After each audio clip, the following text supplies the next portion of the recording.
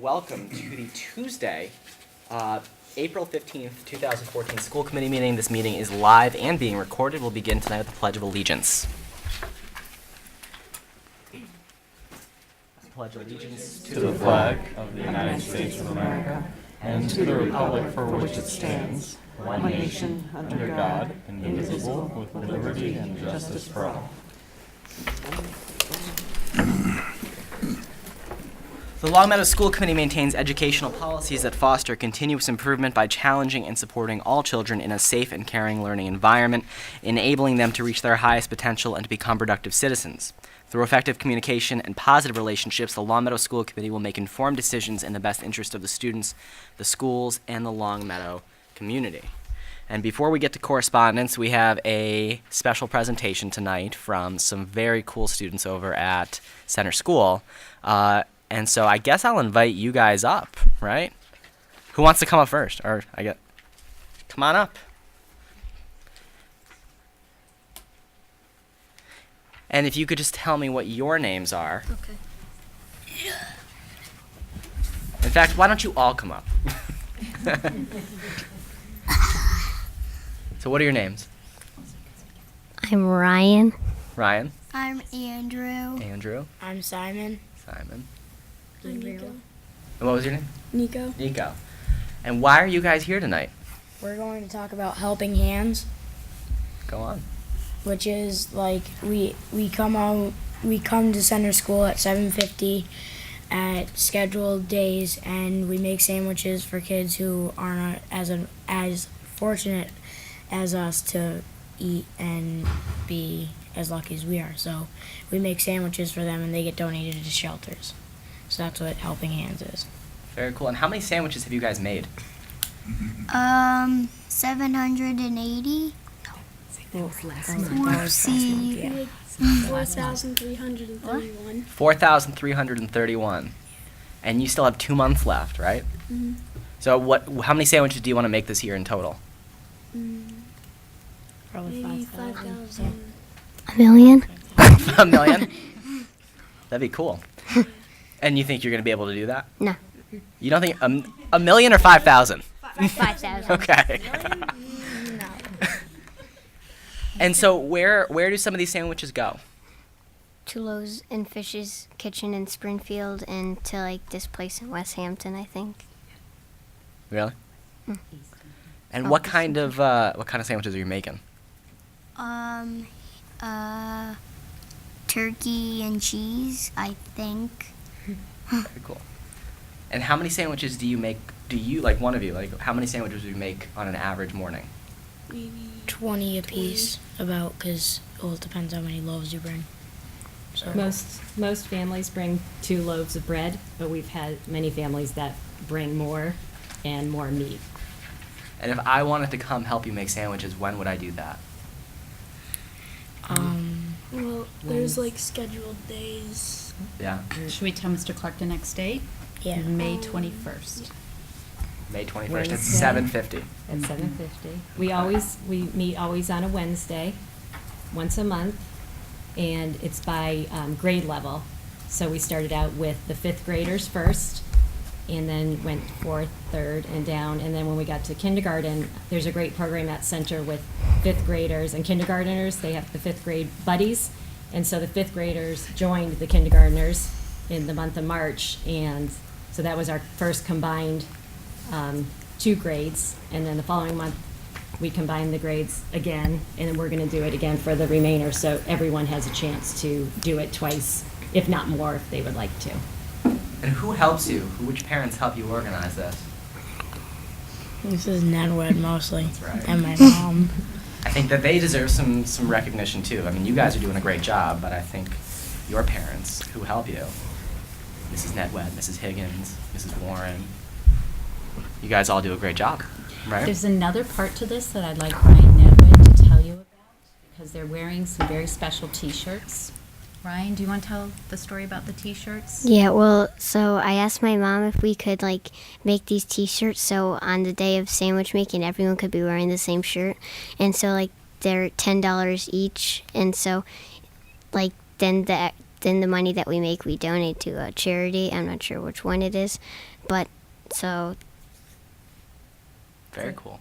yeah. It's another way to give back to the community, and what the plan is we've still been selling T-shirts. We made one original big order, and then we've still been selling them, and now we only have 2 left, so we know pretty much roughly the amount of money that we're going to have, and I'm working with Mrs. Hutton in figuring out what we're going to do in the sense of donating. We won't donate the money directly. We're thinking about buying books and donating them, and it will stay to children in some aspect, but another way to give back to the community, and all the kids will know. We'll make an announcement once it's decided what we're going to do, so they can know where the money from the sale of the shirts went. Very, very cool. So what else? Do you guys have anything else to add? Like anything else you want to share with the school committee? No. No? Does the school committee have any other questions for these great kids? Well- I would just like to share if I could. Yeah, please, by all Okay. means. Well, the kids do an amazing job, and we invite any of you to come if you'd like to come. The next one is on May 21st, on Wednesday from 7:50 to 8:30, and then we'll be meeting again in June and continuing next year as well. And the excitement and enthusiasm from the children, it's truly a one-of-a-kind experience if you can come and see it, because they truly are so excited about helping others, and they really understand what they are doing when they're making these sandwiches. They understand. I think that, we have great parents in our community, and they talk to their kids, and whether or not the parents come that day or not, they've discussed with them where these sandwiches are going, and the community it forms with the students that day. They get very excited, and they talk about it, and Mrs. Hutton may want to even talk about what Mrs. Giugio does with she videos some of it. Yeah, would you like to see a little bit? It's just a 2-minute clip. Absolutely. I don't know what happened for this one. I think Joseph could explain what happened. Do you need help? We're about the trailer for that. Oh, we're in room A15.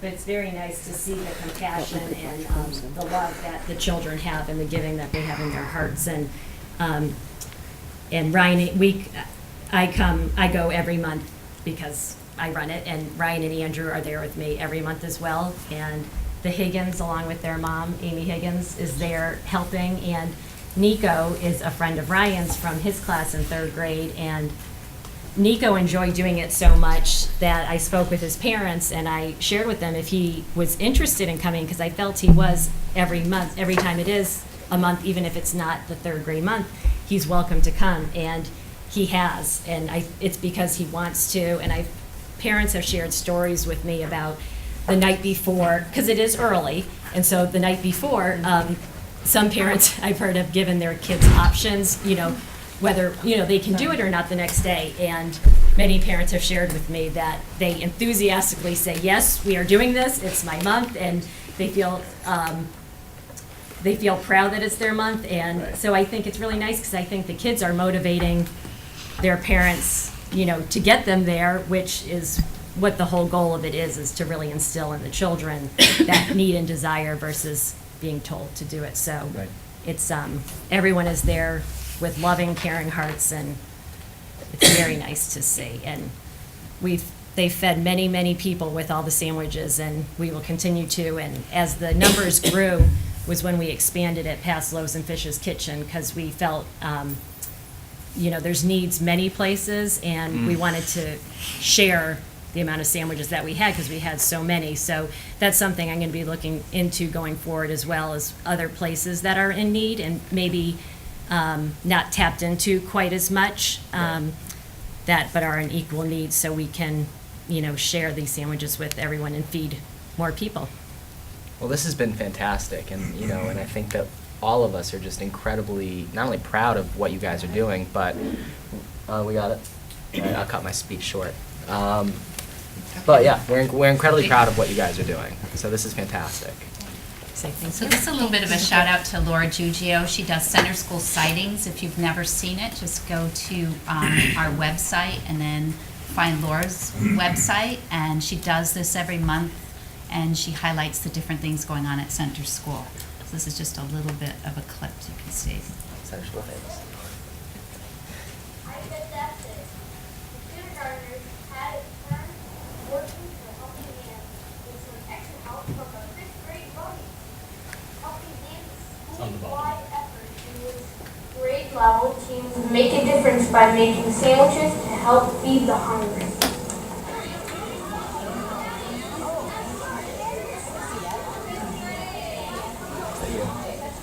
I looked like it. They all wear gloves too for good hygiene.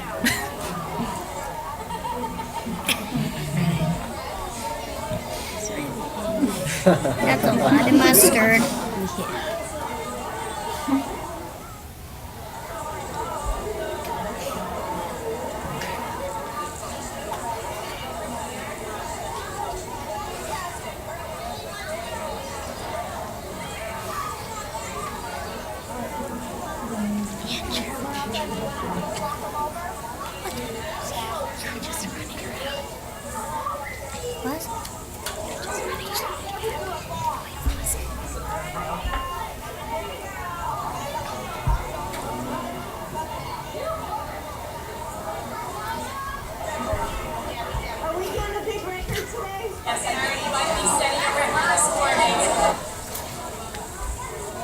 Wow.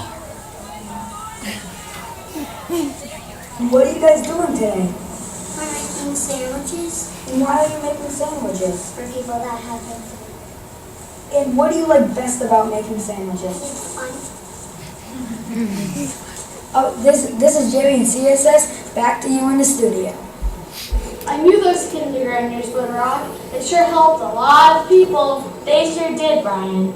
Now, let's talk about our class.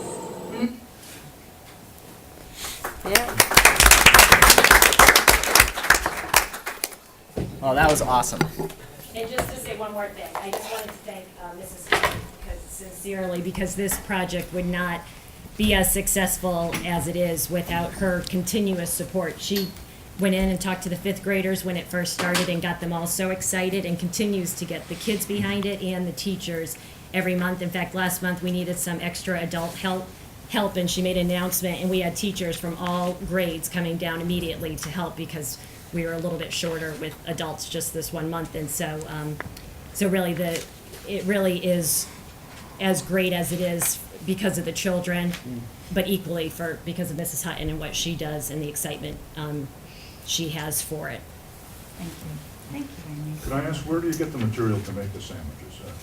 It's donated, or Ryan, your parents do you want to talk about that? supply it? Where the materials come from? Well, I'm not exactly So sure. who brings, do you want to talk? So each student and their family will bring however much they feel comfortable with.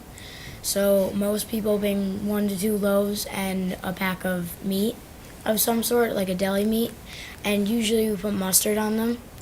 So not really everybody brings a bottle, but a few people bring a bottle of mustard for that too. Very good. And we supply the sandwich baggies, and we have labels that go on them that have the Center School Helping Hands logo on it. And then another mom, Amy Tyler, supplies boxes that are long that they go in, and that's what we transport them in. And we've had baggies donated from CVS in town. The Big Y has donated items. They've donated gloves and mustard, condiments, and I'm in the process of seeing if we can get donations from Costco as well. So if we can and it's only for baggies, gloves, condiments, because all the families come with the bread and with the meat. So if we can keep the cost down, the CVS and Big Y have just been very open and excited to donate the baggies, so it's been very nice. But the families bring the meat and the bread. I have a final question. Yes. Do you know who invented the sandwich? The king of Believe it or not, there was an inventor. What a great question. I know, I didn't know that one. Didn't know you'd be I'm quizzed. giving you a Minute clue. trivia. Who invented the sandwich? It was the Earl of Sandwich. Oh. Oh. Oh, The English lord. He's the first one to put John meat Montague. between two slices of bread. John Montague? Did you look it up? Yes. You can't do that. You're supposed to know these things. I just want to Okay. say thank you very much. I've worked in communities where children don't have food and was they his don't real have money name. for vacations. And this means so much when other students that don't have to do it, take time to bring food in and make something every single week. You are lucky, you're privileged, you have wonderful families and homes, but what you're making a difference for a lot of kids that will have a better day in school because they had something to eat thanks to you. So thank you so much. We really appreciate it. Yeah, really great. You're real leaders. You're welcome. Well, thanks so much. One more question. Who made your logo?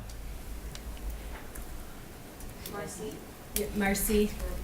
yeah, Mrs. Jorgensen. She helps us out a lot, so I think she needs She a little- designed it, it's beautiful. Nice. She does a great job. Yeah, I mean, I she think we all does. remember when she designed the Lancer Pride logo that helped us get this building, so. Yes, so she designed Very it. lucky to have Andrew, her. if you can stand up for a minute, honey. So she and I worked on it together, and she came up with the design. And turn around, honey. And so her business here is on the back, and then the TMR, the law office is, okay, thanks, honey. That's, my brother has a law office, and when I shared with him what we were doing and what the kids were doing, he wanted to donate as well, so he contributed money towards the cost of the T-shirts, so then more could be given to charity. So it really has been a wonderful community, family effort. This is great. So- We're really happy you guys came tonight. Thank you very much. Thank you Thanks. for inviting us. Absolutely. Let us know when you hit 5,000. Should let us know when you hit 1 million. That might be next year. All right. Well, that was great. So, just to take it a little bit more out of order, because I know there's someone in the audience who really wants to get home. Tonight we have, I think she doesn't really need an introduction, but Kathy Rosado's here. And she is a physical education teacher at Williams Middle School, but I had her for health. I only teach health now. She only teaches health now. Just reading the notes. And she's here tonight because she was awarded the Workplace Safety Hero Award by the Connecticut Red Cross, which is a pretty big deal. And I don't know if you remember, but last year there was an article about Kathy when she pretty much saved a lot of people. It was during a huge windstorm, like a microburst. EF1 tornado. An EF1 tornado in Connecticut at the Dome, the sports dome in East Windsor. So she's here tonight because we just wanted to obviously express how proud we are to have someone like you working in the district who makes a difference every day. And we have a nice little certificate. First, we have a video We have show. a I'm lot of just it. trying It's to a load it. multimedia presentation. We do. Kathy was at the Dome, and thanks to her tornado training and also hooking up the emergency system in Connecticut, was able to see the tornado coming in and was able to evacuate students from the Dome that collapsed as well as the field. I think the video will do a far better story than what I can do, so all I need to do is get it on LHS 215. A15.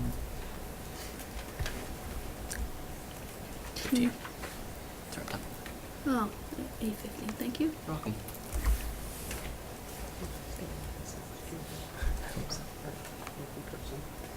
Was it a video about you? It's video.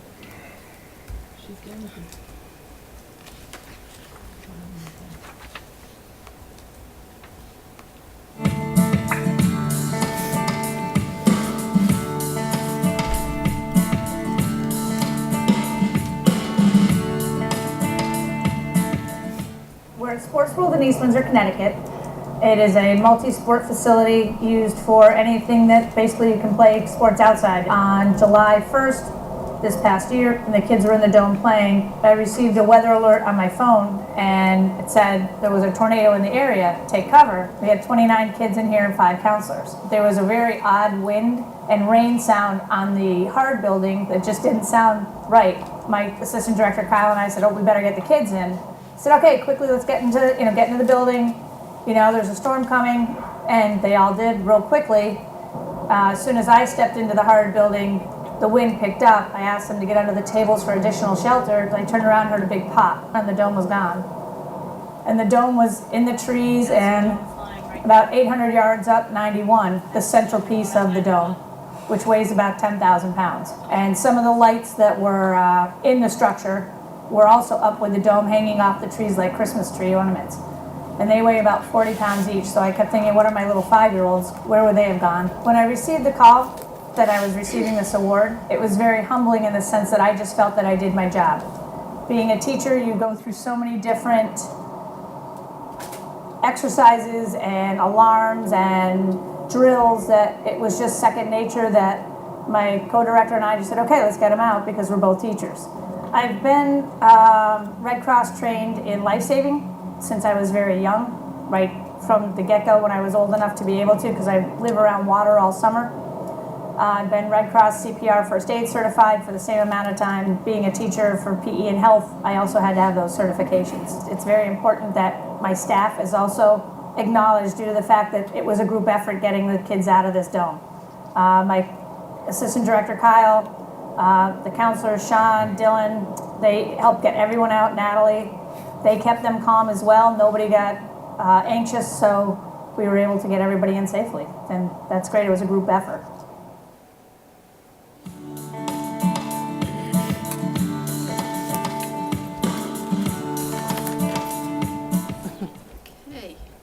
Kathy, so we are delighted to present you with this award. If you come up, please.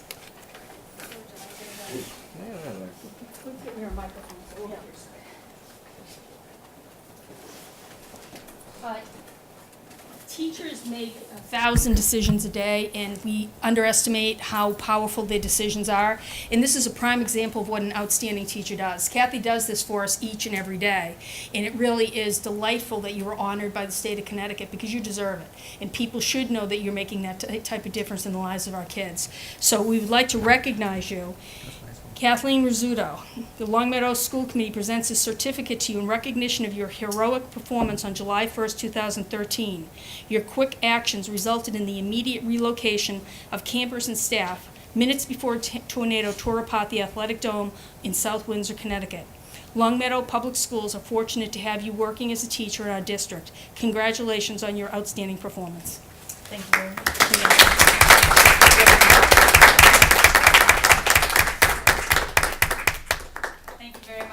I do have to recognize my assistant director, Kyle, that I referred to, is Kyle Noonan, who's a 6th grade teacher at Glenbrook. So with his efforts as well, we got the kids out and we were very fortunate. So thank you very much. Thank you. Kathy. Thank you so much. All right. All right, I'm done jumbling up the agenda. Correspondence. There is correspondence for the meeting. A memo from Mr. Donald Jarvis, Director of Occupational Education at the Lower Pioneer Valley Career and Technical Education Center, dated April 2nd, 2014, regarding the Student of the Month for March 2014. There are no Long Meadow students honored this month. Okay. All right, we're going to move on to visitor comments.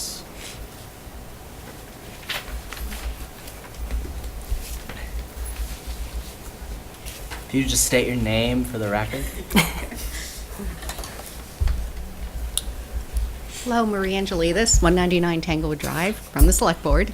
I'm coming to speak to you in favor of the water tower property, because I saw that was on the agenda tonight, and I know there's been some discussion on it, and I wanted to say, give you a little background history on how this came up. When we had our second joint meeting and we talked about there was a great deficit in the budget, one of the things that was mentioned was we really have to start looking at ways of increasing the revenue, preferably outside the increasing taxes, find other ways of doing it. And one of the things that's been sitting on the table for a long time, and I've been hearing the Select Board talk about it, and that's the water tower property that's not developed right now. And it's a lot of acres right there in the middle of town. And it had been brought up several times to the Select Board, and we never really moved forward on it. So we looked up the old paperwork and what the lawyers had looked at it and the assessor, and it was stated that it had gone in front of town meeting and had been put in the Parks and Rec Department pre-charter, and also under the purview of the school committee. And it was to be used for playgrounds and park areas, but it really didn't become parkland. So we discussed on what the first step would be to really deciding on development on that, and it was said that we need to really get it transferred under the select board's purview, which means whether the school committee is going to be using it for playgrounds. And then it's really going to be a long process from there. So you're talking about going in front of the planning board, discussions of the whole town on what we're really going to do with it. Is it going to be developed for houses, which means we would not only have income coming up front, but also we'd have a greater stream of income every year to help with our increased needs. But this is something that, in order for us to really see revenue, it's going to be a couple of years down the line. And unfortunately, that's what we're sort of seeing in anything that we're looking to do that's outside tax increases is going to be something we have to plan down the line. So if you do vote to transfer the property to the town part, it doesn't mean your voice will not be heard on what's going to be done with the town and this is with this property, and it's something that we will be talking about, as I said, at least for another year, and it will have to go in front of town meeting at some point also. So I wanted to give you a little background on why we were looking to do this, what we were going to do with it. It was going to be a community decision, and the school committee, of course, would have a voice in that also. So I was coming here today to just speak in favor of the vote on the water tower property. Any questions? Thank you. Yeah? All right. Thank you very much. Okay. Any other visitor comments? So moving on to school committee comments. I have one. Please. Kim King. Okay. I have a comment, a question. Some things I've been seeing outside on public forums on Facebook and stuff like that. So I'm hoping that maybe Tom, maybe you, one of you can clarify for me. There's been a statement made on Facebook from the Equality for Kindergarten parents, and I'm going to quote it. It says, if funding for full-day kindergarten is approved at town meeting, the $459 would be added to the school budget going forward. So I guess I'm wondering, is that a true statement? Because in the past I've heard that you typically don't use items like teacher salary to be funded out of the general fund. We typically would use that for one-time items. So I'm just wondering if you can clear it up for me. Because the way, I'm trying to get some clarity in this whole issue, and I know this is kind of an issue for a smaller percentage of the parents out there, but I feel like it's going to have a huge effect if this vote goes through on town meeting day. So I guess I have that question. There you go. When you say general fund, you mean free cash? Free cash, I'm sorry, yes. All right, so free cash is basically it's unexpended funds at the end of the fiscal year from general government, which is police, fire, all of those, and the school department, money that we turn back. We vote on an amount we turn back every year. That amount of money gets certified by the Department of Revenue for the Commonwealth, and the town is awarded a certain amount of money of unexpended funds that were raised and appropriated and allocated, but then not spent. Okay. So it's turned back money left over that in previous years we've used for things like funding the snow deficit. I know that's what part of the use is for on the town meeting warrant this year is the snow deficit. In previous years, last year there was, during town meeting, as you remember, we amended the operating budget of the town to increase our allocation. And part of that reason was because there was a water and sewer project that should have been bonded that was being funded out of the general fund. So that ultimately might have been a one-time use, but the operating budget was supplemented by free cash last year, or this year at fall town meeting. Typically, I know the select board has a policy, the finance committee has a policy of not utilizing free cash for non-recurring funds, or for recurring funds, I should say. Recurring funds being salaries. Teachers. Great example. But any salary. I mean, it doesn't have to be a teacher salary. You know, I know that past practice has demonstrated that in certain circumstances that has taken place. Typically, you know, typically what we've heard in the past when that happens is that it may affect our bond rating, or it may affect the management letter we receive from our auditors. Get a negative report from the auditor. Okay. But, you know, because it is non-recurring funding, there is no guarantee that that money is available the following year to fund it. But that would mean if, for instance, we were allocated an additional amount of money that was paid for out of free cash, and we utilized that to pay for our teacher salaries, that would become part of our budget. It just may not be funded because this is an amount above the raise and appropriate amount. Did I say that correctly? Pretty much? Correct. I mean, it's really not a best practice to use non-recurring revenues to fund recurring expenses. So if you establish a program or positions using revenues that you cannot depend on every year to support that program, the following year you could be faced with a shortfall in revenues that will be less than what your expenditures would be projected at. Okay. So when you say, you know, is it a recurring, the program could be proposed to go on, but there might not be the funds to support that program, or other cuts would have to take place somewhere else within the budget. So it's not necessarily something that historically is used as a best practice approach when you're developing budgets. So, I'm just trying to put together a simple scenario. Sure. Or clearer. So say, town meeting, the money gets transferred into the school budget. We now have 407, we have what we need to fund full day for next year. Mhm. The following year, we're in the same situation? Well, we're in a different We're in a situation different because at that point we've hired staff, but there's no revenue to pay. There's not enough revenue to pay for that staff without an offset someplace else in our Without an budget. offset. Does that make sense? Yeah, or increase revenue somewhere. Or increase revenue. Right. Okay. Can All I right. just- Can I ask a follow-up to help clarify what you've asked? Is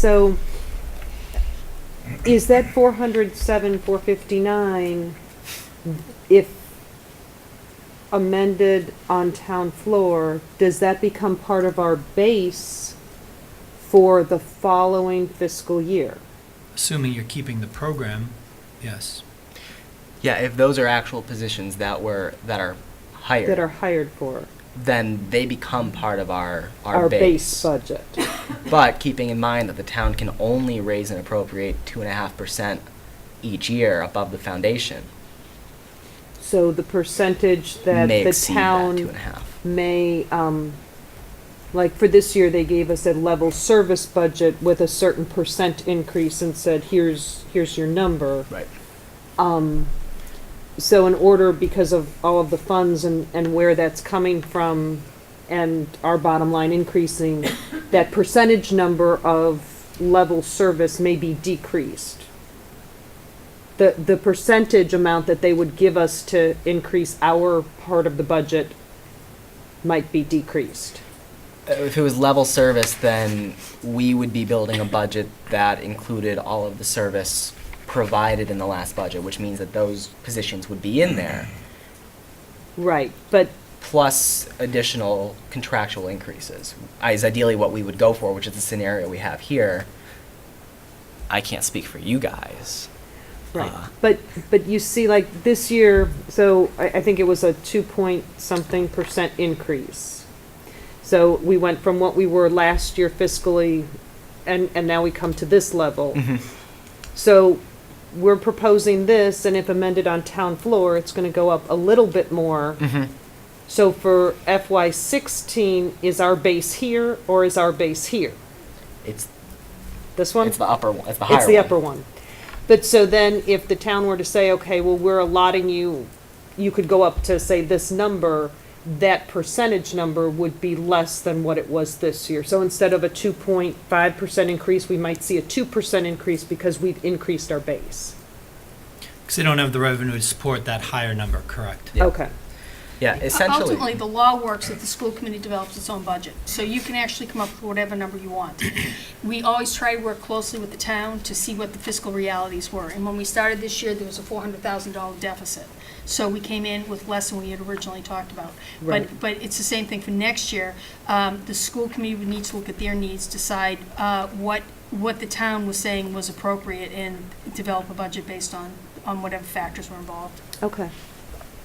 Yeah.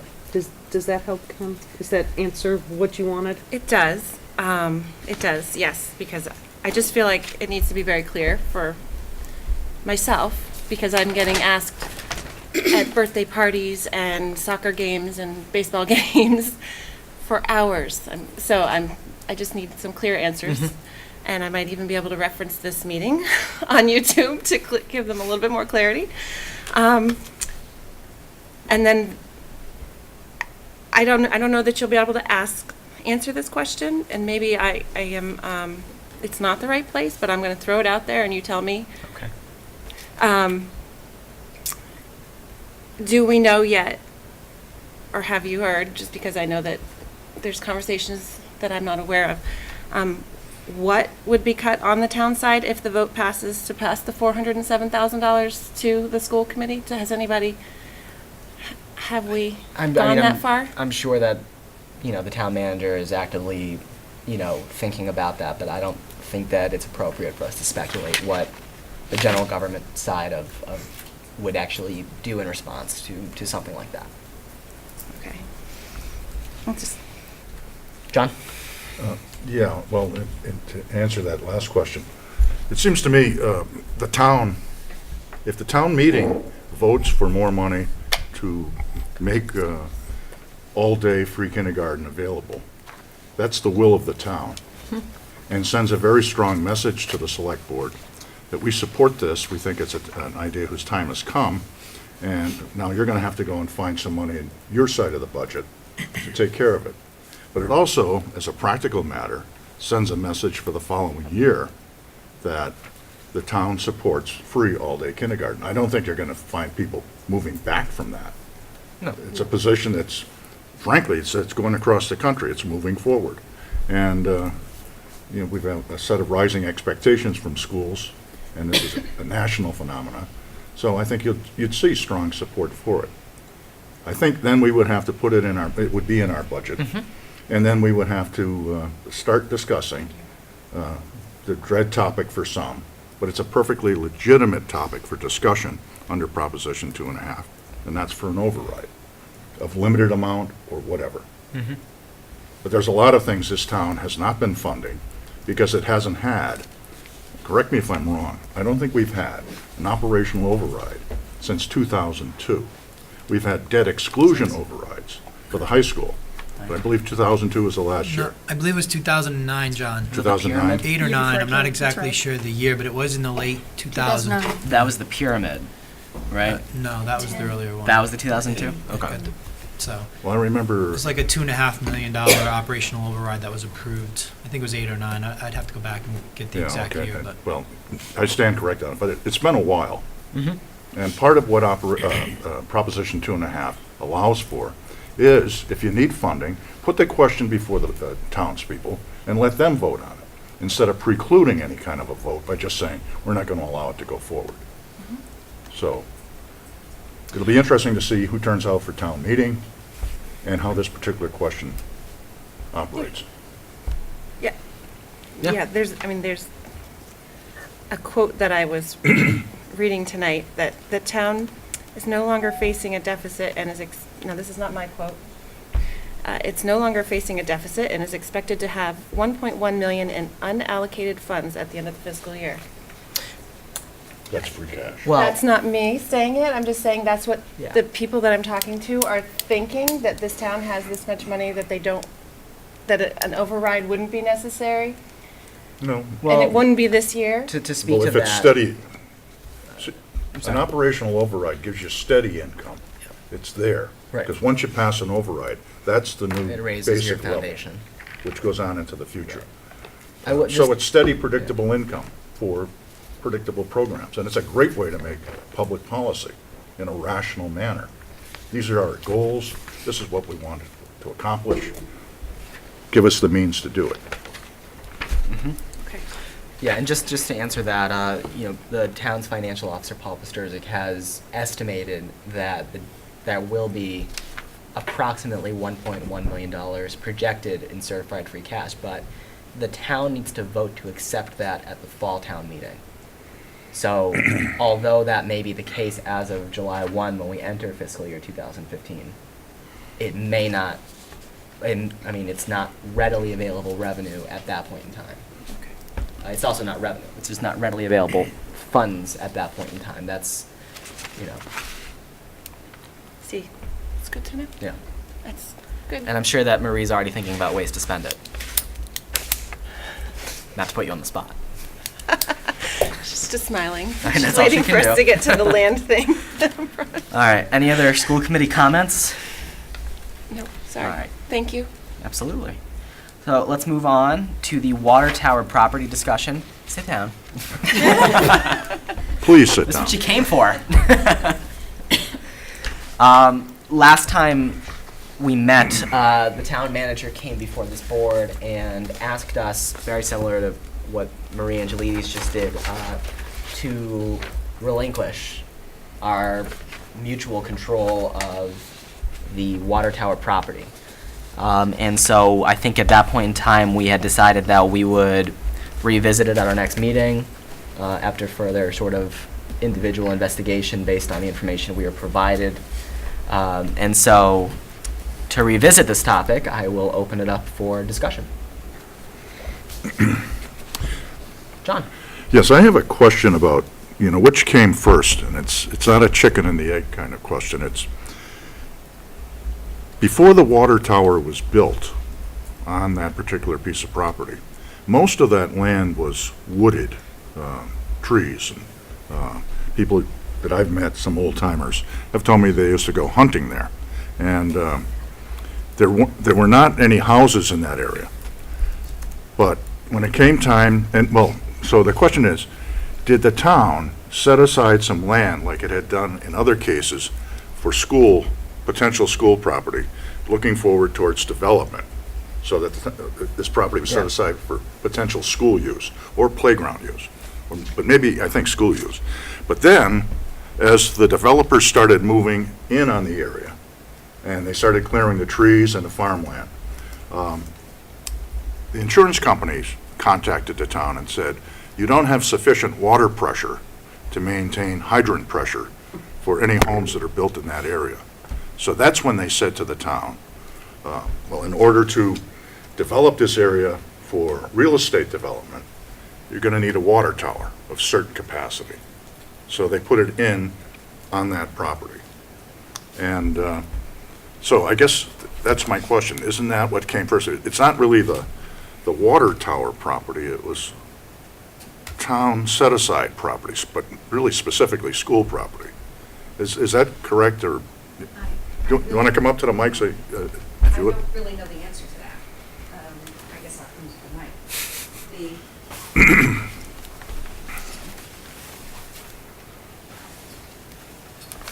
The only thing I know is the paperwork we sent to the school committee, and it was a date, was it 2005 it went in front of town meeting? And, because it was No. pre-charter change. There was a Warren article, I can pull it up, And but what it was was the from year like of that? the 50s. Oh, it was from the 50s. Oh, okay. Yeah. See, that's And the then there was only a- date that I know, and I don't know when the water tower was built.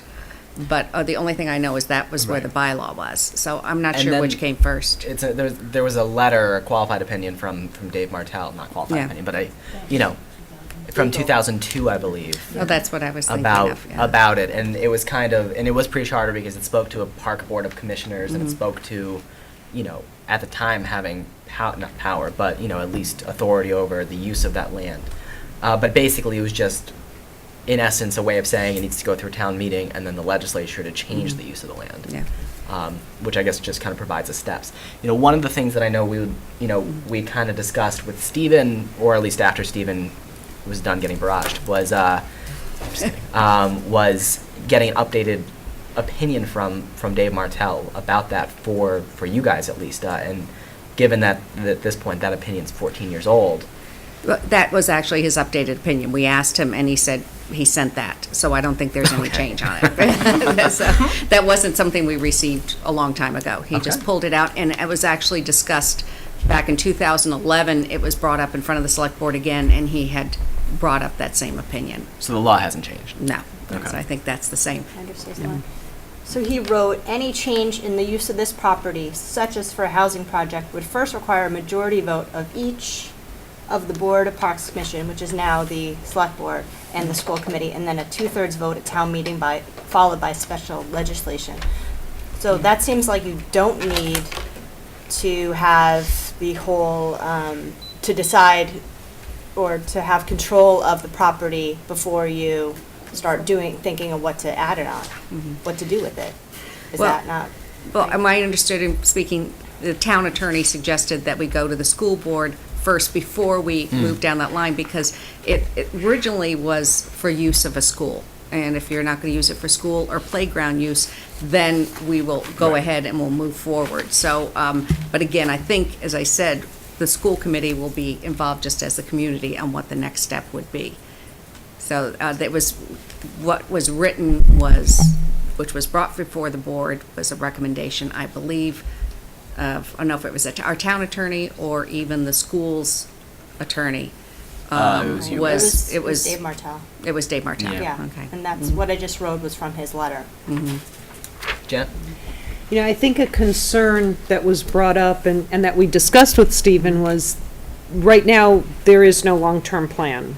You know, we know that there's the long-term study that was done that's not been, you know, worked on. There's been Mr. Santinello's long-term plan that was presented. And with the idea of putting more housing on that property, with knowing that Blueberry is over capacity right now, and we're going to have to be looking at redistricting next year, putting more housing in that particular area is going to add burden to the schools. Even with redistricting, we may be full at each of the schools. We won't be overflowing, but the schools will be comfortably full. But when you put in that many more families, because in reality, people who are moving to town are generally younger people, younger families have children. It's not that we're having an influx of seniors moving in. Then we run into the issue of, well, where are we going to put them in schools? And now we've just given up, you know, property that could have been used for a school. So it's kind of a catch-22, you know, at least the way I'm thinking about it personally. You know, when Michael said, let's think about this and everything.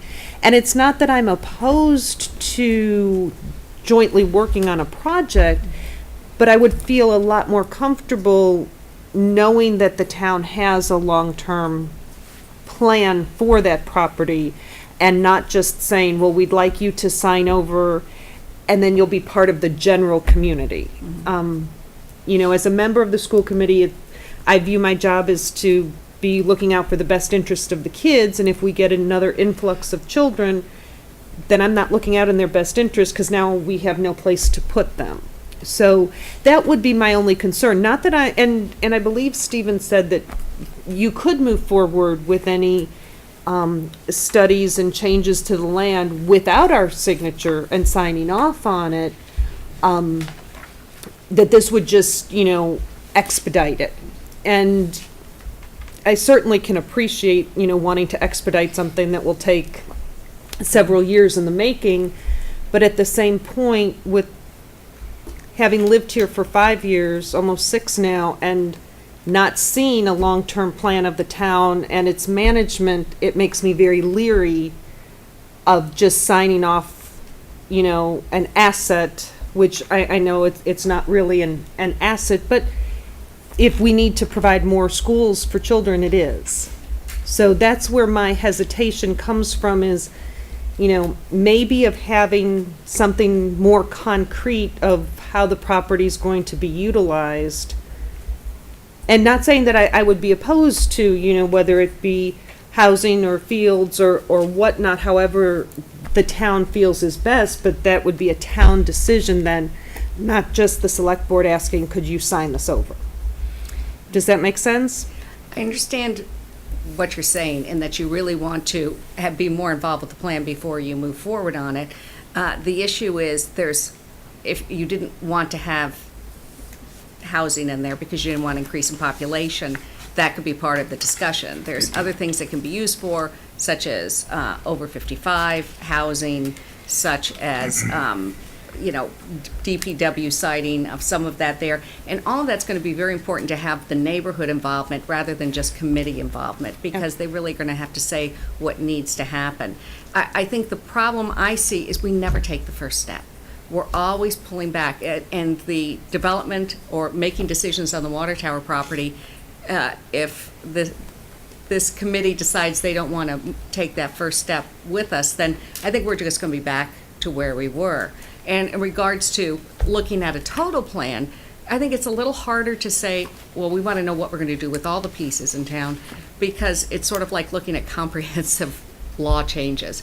Let's start talking about one piece. Let's start moving forward on one. And I felt that the water tower property is something that's just been out there for so long, and we won't start the conversation.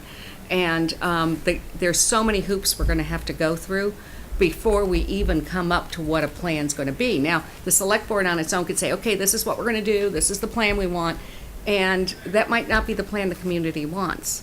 And that's why we were talking about, let's take the first step where we know the property can be moved and developed, and then let's start the conversation with the community and decide what's going to be the best use, how are we going to have the most increase in revenue, what is the timeline for it, and what does the neighborhood want really happen there.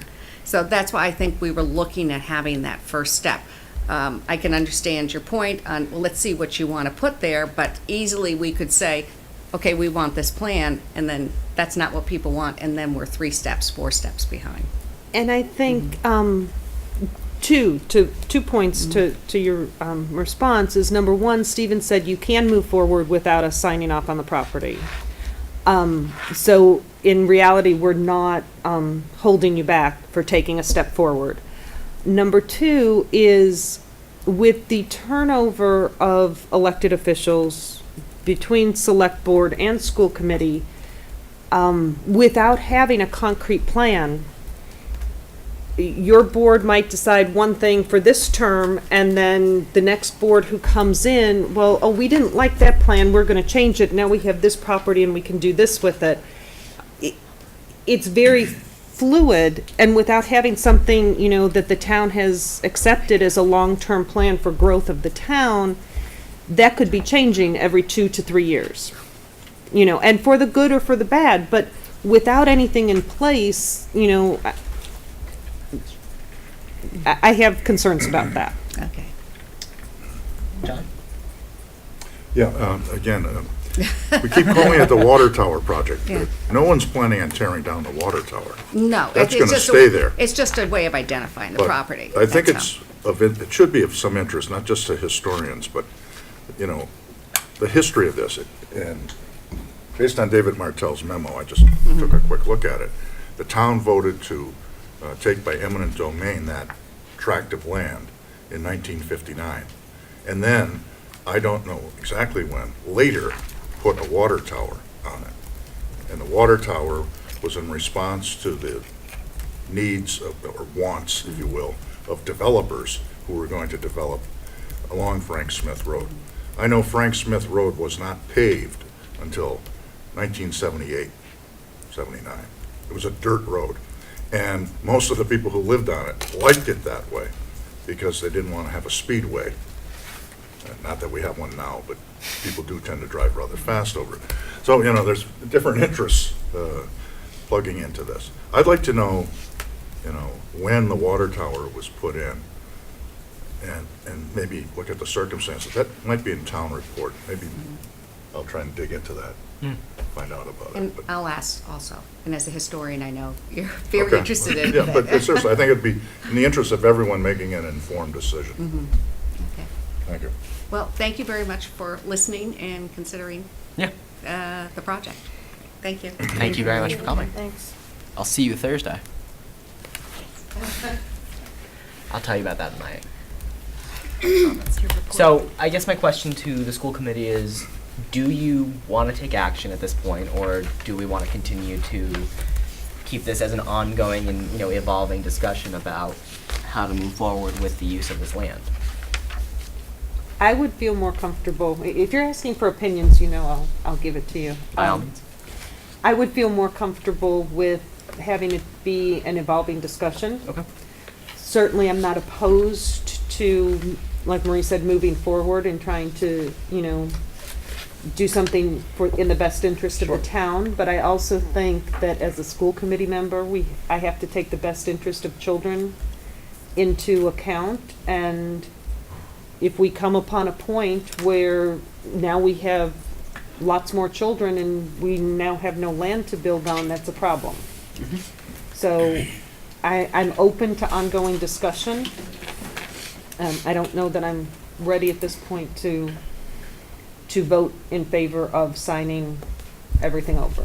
Because as Stephen Crane did tell us, they can move forward without our vote in information seeking. I agree. As I just read from Dave Martell's letter, it says, any changes in this use of property would first require a majority vote of each select board and school board, then 2/3 vote at town meeting. So they don't need us to do anything Until they have a proposed use. until they have proposed use. John? Well, I support Janet's position here. I think we should continue to study this. There doesn't seem to be any need to rush to judgment, so therefore we shouldn't. I mean, historically, I think we've seen there's a lot of hurry up and go for nothing. Joseph? Mr. Fitzgerald, to answer your question, the last time the property was re-registered was March 15th, 1960. So that might be when it was built. I don't know, though. The watershed? That was when the property was last re-registered for a sale of $0. So usually when properties are transferred for $0, it's when they're being re-registered for development. So. You said 1960? Yes. Well, I think the water towers, that's not the water tower. That's the property that the water tower is on. Yes, well, it's 1959, and then there was another parcel, I guess, that came in 1960. But the question is, when was the parcel developed?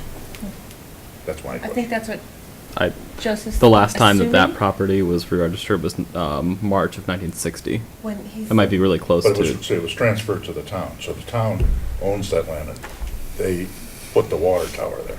Okay. I thought that might. If the water tower I see what is you're saying. taken care of by the town. We paint the inside of it, we paint the outside. The water department checks the flow of water and all that good You know stuff. who I think we could ask would be Mike Jelinas. I think he would have a very good answer for that.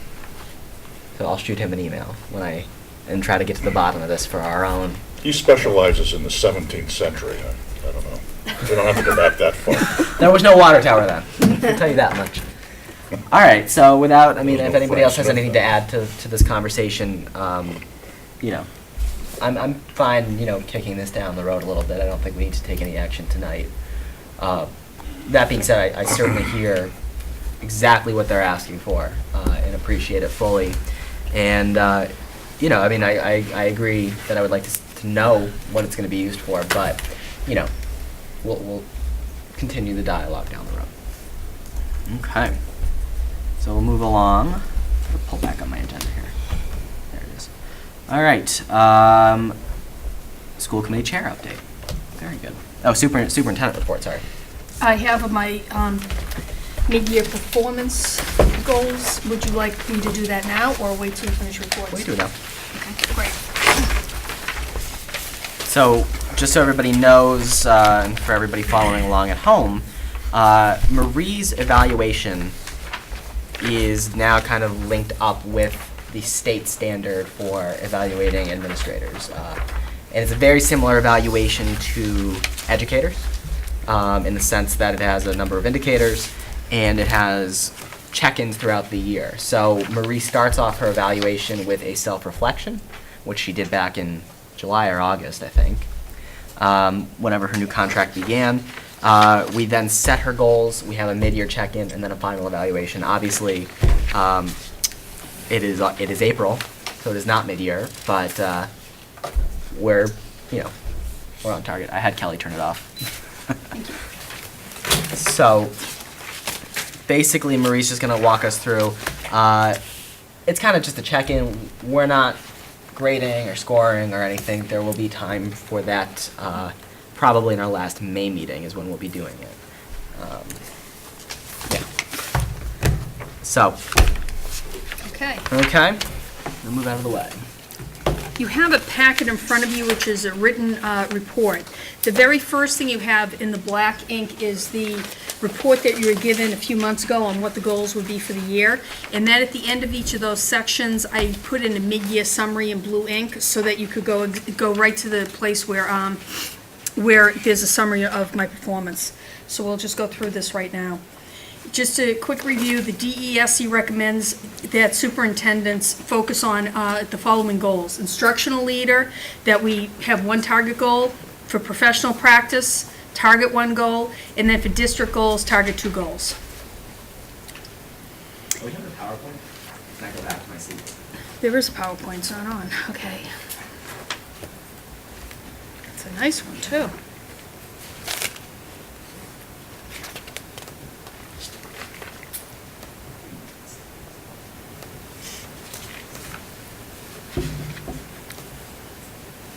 Really gonna help. Yeah, you might, it's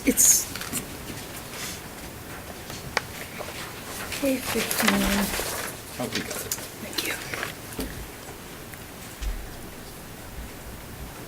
Thank you.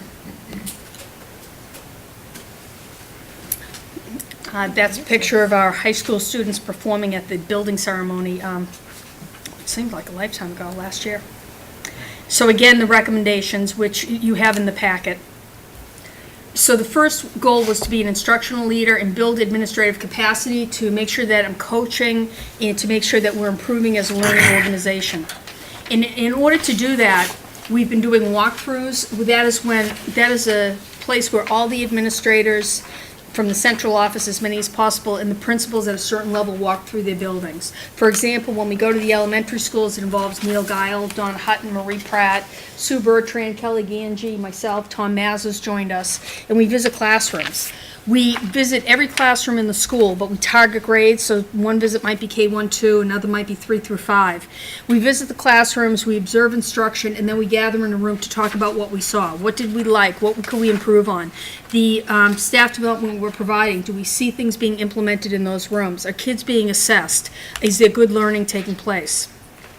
The walkthroughs are critical because they are tied to the staff development. The staff development drives what we're doing.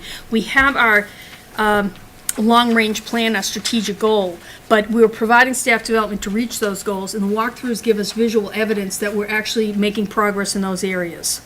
So the third area for an instructional leader also, the staff development, if you take a look in the attachment section of the handout you have, there are packets that will actually give you information on the staff development as well. With the staff development, there's the attachment B, which is the professional growth courses, and attachment C is the professional development that's been offered to the staff already this year. We have release days. We have a very complex plan, which Kelly does a great job in organizing, and what's going to be provided to the staff. We make sure that it's aligned with the strategic goals, that it's continuing to be aligned with what the staff have done before. We collect data and we do feedback sheets to see whether or not the staff enjoyed the staff development, whether they learned from it, whether they found it challenging, and we use that information to shape future staff development opportunities. The third area as instructional leader is after-school enrichment. We had a little dip in the number of classes that we're offering, so I met with Stacy Smith, who's our new enrichment coordinator, and I also met with Jim from InspireWorks because we brought them back. Remember, we had the question about room charges, and we clarified that so that we now have more programs running again, and we hope to continue to build classes after school. I think that's important because students that need challenge need an opportunity to really pursue an interest of theirs, particularly in the STEM areas. We know those are critical areas.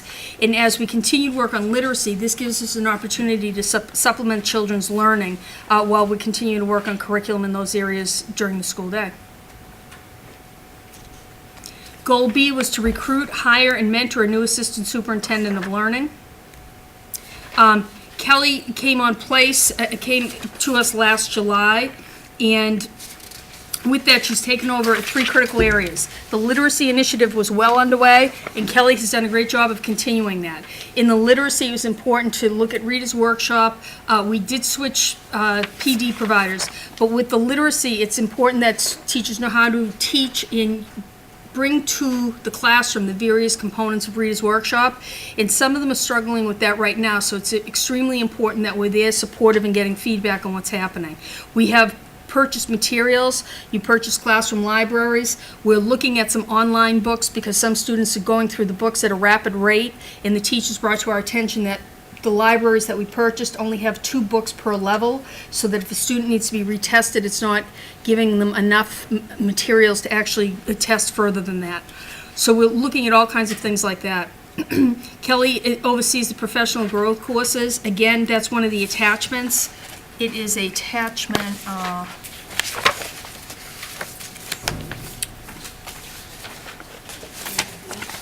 is it B?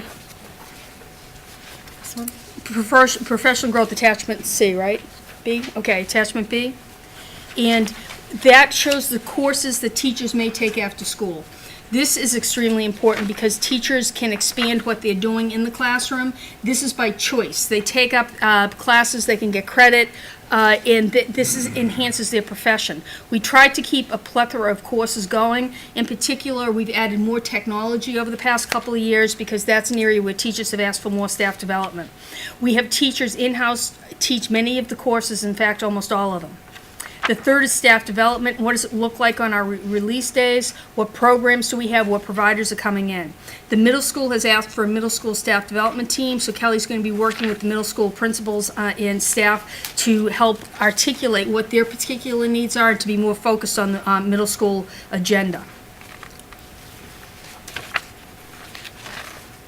The third area was professional practice, and the goal is to conduct a study on the needs for full-day kindergarten. We had the kindergarten committee, and with the kindergarten committee co-chaired by Janet Robinson, we had a committee that met almost weekly. We reviewed the literature, we did studies of like communities, we did studies on the effectiveness of full-day kindergarten versus half-day kindergarten. We met with Tom Mazza to look at budget, to see what we could afford and what we couldn't. We were able to reduce the fee to $3,000. We planned ahead in case we have a surge in enrollment like we did last year, so that we're not caught by surprise in the fall. And so and we presented a kindergarten report to the committee as well as recommendations. So we also hosted 3 parent forums to inform parents about what was happening and to gather their input. And that has been added and is in place.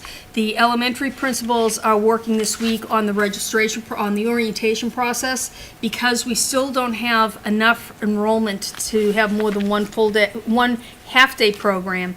They need to come out with an orientation plan so that those 16 parents of the half-day program know where to go, and we can fill them in on what's happening, even though we don't know the location of the school just yet. Goal B was to increase communication throughout the district. One of the goals I was hoping to do is to develop a newsletter, and that just hasn't happened yet. But communication has increased in other areas. I've worked with a team of people to put together a technology fair that's going to be held on May 22nd. I think in terms of communication, it's extremely important that the town knows what we're doing with the technology, to show how it's being utilized in classrooms, and to show off what our students are doing. You saw when Blueberry came, the student that actually made his own app for the Simple Machine. We have a lot of that kind of thing happening. Joseph, you've created a couple of apps too, as I understand as well. So there's a lot of great innovation happening in our classrooms, and we're hoping that technology is going to bring out high school students, staff, and even students from the younger grades to show what's happening. And actually, the student that you just mentioned, Maxim, I gave him a tour of the high school, and he ended up connecting with one of the programming teachers we have, and I believe him and one of his friends are making an hour of code video to promote education of coding. Wow, that is fantastic. Delightful. Also, another way to increase communication throughout the town was to start lifelong learning. I organized a group of people to look at surveying people to see what interests were for evening or afternoon courses for adults. We surveyed, we put together a program, and then we actually are running courses, and those are in your attachment packet too. It will show you the brochure of courses that we actually offered, as well as the courses that ran. Communication continues through Alert Now, the blog, staff memos, staff meetings, parent meetings, and building celebration. The building celebrations as the high school opened. Another area is district goals. We want to have students learning at high levels, improve as a learning organization, integrate technology and promote digital citizenship, cultivate community connections, and demonstrate fiscal responsibility. These are our district goals, and this is our strategic plan. So we have to keep looking at these, because this is what we said was the 5-year plan, to make sure our students are learning at high levels and that we're going to continue to improve. I think we've made great inroads with technology. We continue to do that. I'm very proud of our accomplishments there. And we are cultivating those community connections. And I think that we came forward with a very reasonable budget, working closely with the town to show that we are fiscally responsible. District Goal A, how do we improve literacy achievement? We've identified curriculum and instructional practices. There's more information in your packets again on this for detailed information. But what we've done is we're beginning to put together units. TLA is the provider, the staff development provider. They're actually pulling some units from the Massachusetts State Standards as well as other areas, and they're bringing them and meeting with the teachers. The teachers felt like it would be helpful to have units, so Kelly's been overseeing that. We continue to take what they're doing, provide that staff development so that they can go into classrooms and be better teachers at teaching literacy to help bring out the best in our students, particularly to differentiate so we're reaching the top students as well as students that need support. And assessment has been a continual goal over the past several years. We're now looking at BAS data that was implemented last year. We're looking this year at AIMSweb, which has been implemented. Kelly and I went to meet with the teachers at Blueberry. We had a roundtable discussion on assessment because their question is, how do they mesh? Are we doing too much? What is it that we're looking to get by the time we're done with all this? We had a great discussion. They showed us samples of what they're doing. They had some suggestions for other types of assessment. So we're next going to go to Wolf Swamp and Center and have individual roundtables there. When that's done, we'll convene the literacy committee that was organized several years ago to say, okay, here's where we're at, here's what you're saying. How can we make this user-friendly, get all the information we need to make sure that students are continually growing? What I said to the teachers is that my priority is to make sure that students are growing and we're measuring that. I want to know where they are in the beginning of the year, how much growth they've had mid-year, and by the end of the year, are we seeing great growth. Kelly and I went through the BAS data the other day. That's one of the achievements. It was fascinating to see where particular growth is being made in some classrooms, and we had some students struggling in other areas. So we're looking at that, but that data gives us a real handle on what's happening in our classrooms. So I'm delighted with the assessment that we've put in to date. District Goal B, integrate technology and promote digital citizenship. We continue to use technology in meaningful ways. You saw the Center news clip where they did the little clip on the Helping Hands. That's going on every single day. The other schools in the elementary level are beginning to form their own TV studios as well, and the middle school is looking into it. But we want technology used meaningfully. When we walk around during the walkthroughs, we're seeing it used multitude of ways. First, it's used by teachers in instruction, whether they're using the electronic whiteboards or they're using the Elmos. We're also seeing students using it at their desk. We're using it for assessing students. The AIMSweb is done electronically now, so that data comes back to us very quickly so that we can get it in real time. And we're also expanding it to use with data analysis. Kelly and Kevin have been looking at Inform instead of TestWiz. It's a computer program where we can put all this information in and analyze it. It's been a lot of paperwork and hands-on in the past couple of years to try and figure out how you look at BAS data at the same time you're looking at maybe AIMSweb, but this new tool is going to allow us to do that. So we're pleased and we're looking forward to seeing it implemented with the teachers.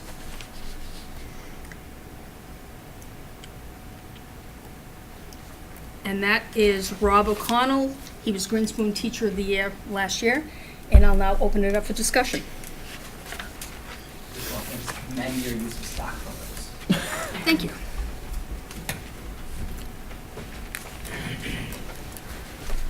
All right, I'll open it up to the committee. Go for it. With all the assessments in the BAS and I was talking to a teacher and she said the new testing, the Ames Web, she really thought that was a fabulous testing tool. Why, if, let's say that's a great one to use, why can't they use something like Ames Web instead of like doing MCAS and things like that? Wouldn't Ames Web show how the students are progressing through the years and, testing? Like if everybody got on board through the whole state, wouldn't something like that could Hopefully replace we'll get MCAS there. or something like that? But the teachers at Blueberry felt very strongly they were getting more information from BAS than they were Okay. Ames Web. The teachers right now, there are super users who've been trained to go out and learn how to use Ames Web, and they're training other teachers. Mhm. So it hasn't been implemented across the board, and they're only using a couple of the probes. But the teachers at Blueberry felt that they could get more out of it because we looked at pieces of work they did, and you could get more feedback. But I'm curious to hear from the teachers at all the schools to see, and for us to make some kind of common decision around that. There was a discussion around checking their fluency as opposed to checking their comprehension. There are various probes that they haven't tried yet. It would be great if we could use something that was quick, that we could have computer feedback. It would certainly ease the burden of the teachers, and that's what we're looking to do right now. Right, yeah, that's what the teacher said, was the quickness of the reports back to them, how the students are doing, and how easy it was to use on the computer for this particular class that she really thought was, it was a great tool. Yeah, and then some teachers were concerned about the subjectiveness of BAS, so it was an interesting dialogue. It was really interesting. I'm looking forward to talking to teachers at other schools. Right, okay. I know that I went to one of the park presentations, and eventually, they haven't developed them all yet, but park is going to be 4 check-ins throughout the year. So it might be something that will be able to replace Ames Web and MCAS with one. I don't know. They said they hadn't developed the other 2 yet, but It would be great if they did. Anybody else? Great. Well, Marie, again, I think that we are well on track to meeting your goals, with the exception of the communications one. But we know that. I added a lot to it, though. You added a lot to That wasn't it. on the piece of paper, so. And so, obviously I will work with you, I'll work with all of you to show you the tool that we'll be using to evaluate Marie towards the end of May. And we'll establish a date for that, and I'll go through the procedures, either by email or at the meeting prior, so that we have, ways of doing it. All right, great. You want to do the rest of your report? That's it. Okay. I like that. All right, so for my report, this Thursday, that's what I was talking to Marie about, at 11:30, Marie Angelides and I will be having a cook-off at the Longmeadow Adult Center. We need to make a hot appetizer in 30 minutes, and Stephen Crane is judging. So, I don't know. That's not very... No, it's going to be great. I'm excited. Don't you think we should have a member judge? Balance things out. Well, Marie, you can... Yeah, I think that would only be fair. I do want to point out Marie Angelides is a good cook, Michael. Yes. I've already I been... have had her appetizer, so. I've already been warned about it. Other than that, I was just, before this meeting, and you obviously didn't speak to it, I was just down listening to some parents talk with Marie about the transition of principals at Glenbrook, and obviously we are sad to see Dan go and wish him the best of luck in his future endeavors, and are going to look to you for more information throughout the transition, but certainly some very interesting comments from parents, and I think you handled most of them very well. But certainly good things to keep in mind as we move forward and search for a more permanent solution. I know that we announced to the community that Chris Collins from Williams will be handling the school until the end of the year. But Alert nows, I've sent out 3 alert nows to the parents Yeah. and staff. So Chris will be taking over. I think the parents are nervous, and they felt much better after meeting Chris. And it is unusual to have someone resign in the middle of the year, so that causes anxiety. But I appreciate the parents coming out and giving their input. Yeah, absolutely. And this morning I had a little joint admin meeting with Marie Angelides, Stephen Crane, Paul Pasterzik, and Tom and you and Marie. And it was just kind of we do these periodically to check in and you know have a nice open dialogue about where we're at with our budget, where they're at with their budget, among other things. So that's pretty much what I've been up to. It's been a little bit quiet recently, but certainly things will start picking up. And I encourage everybody to come and watch me lose on Thursday. It's gonna be great. At the senior center? At the Alameda Adult Does Center. everybody then get to eat? Yes. So I've been told there's a whole list of instructions for me. It's really kind of interesting. I need to have some already prepared, and then I need to be able to show them how I'm making it. So I still haven't come up with a solution. Have you come up with what you cooking? Not yet. Yeah, One there's the day. problem right there. And I would invite the community to send me emails about how, you know, mclark@longmeadow.k12.ma.us. Give me some ideas, because I am really having a hard time. And Marie's already told me she's making meatballs. So, yeah. You have 36 hours, Michael. I have 36 hours. Yeah. Well, less because I got to cook it first as well. Do some practice. A little Right? posting on Facebook for you. So, other than that, I will also say that I did get the privilege of speaking to the Blueberry Hill PTO last Friday morning, and I just spoke to them about our budget and you know what we're presenting at town meeting, and it was a nice conversation with them. Kim was there, Liz was there, Michelle was there. So there we go. Joseph. Happy Tax Day, everybody, and also Passover. 1 year ago today was the Boston bombing, so I'd like to remember that. And on that note, today we practiced lockdown at Alameda High School. Not sure how much those tie in, but the lockdown went very well. As far from my point of view, everything was went off without a hitch. It's good to see that the high school is focusing on security. Tonight I have a presentation for you, not a manifesto. Whoever has the remote can just thank you. Who called it a manifesto? I think that was you. You Oh. did. Well, I mean, the Facebook update looked like, you know, it sounded very serious. I appreciate that you're keeping up on what I'm. But I'm guessing that Joseph cooks better than you too. His dad does. There we go.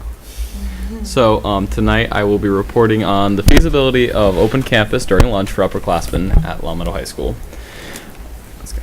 So last meeting we talked about open campus in general, and I believe it's been brought up in past years, and the response has always been, according to the DESE requirements, that it would not be possible because ICEs are structured learning time, and we could not let the students leave for those because that would violate the DESE requirement of 990 hours of instruction time. Let's see what's referred to as structured learning time.